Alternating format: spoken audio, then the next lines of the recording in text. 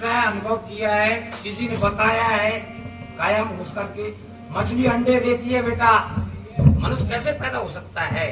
दुनिया क्यों भ्रम जाल बोल रहा है? मैं झूठ नहीं बोल रहा, 5 आदमी। और जब जीव के पेट में जीव जाता है, निगल जाता है, तो उसका अवशिष्ट पदार्थ बढ़ जाता है, तो वो जिंदा कैसे रह सकता है? मैं बेटा प्रदुमन की ओर इशारा कर रहा हूँ। सब काल्पनिक खेल है, सतनाम केवल परमात्मा का है।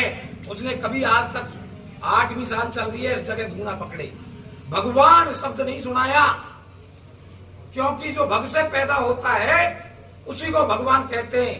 5 तत्व से जो है उसी को भगवान कहते हैं। वह माने भूमि, गे माने गगन, वह माने वायु, आकी मात्रा अग्नि का प्रतीक, न माने नीर। मुझे बताया गया है परमेश्वर, राम, परमात्मा और कोई मुस्लिम शक्ति है अगले की शरण में, तो मालिक का है। हम भगवान कह करके उससे दूर हैं। परमात्मा कहो, राम कहो। अब राम काल्पनिक राम, ये अयोध्या वाला नहीं जो जन जन के अंदर रमा हुआ है, जिसका ऋग्वेद में उल्लेख मिल रहा है। ऋग्वेद पहले लिखा गया है, रामचरितमानस और रामायण बाद में मत करना। इसलिए वहां से पढ़ो। और इस चोरी को अब मैं जब आपसे कह रहा हूँ, जितनी कथाएं हैं, जिनको कथा बना बना करके जो शुद्धा रसिया पद हरि कीर्तन इत्यादि जो गाते हैं, मैंने उनको सुख से मरते हुए नहीं देखा। एक तो टोटे लटका अब भी डोल रहा गांव में, बहुत कूदे।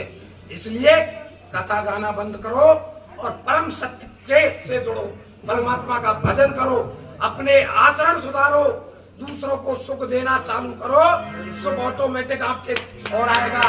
हम दीवार में काकर मारेंगे, दीवार में काकर मारो, प्रैक्टिकल करके देखो महाराज।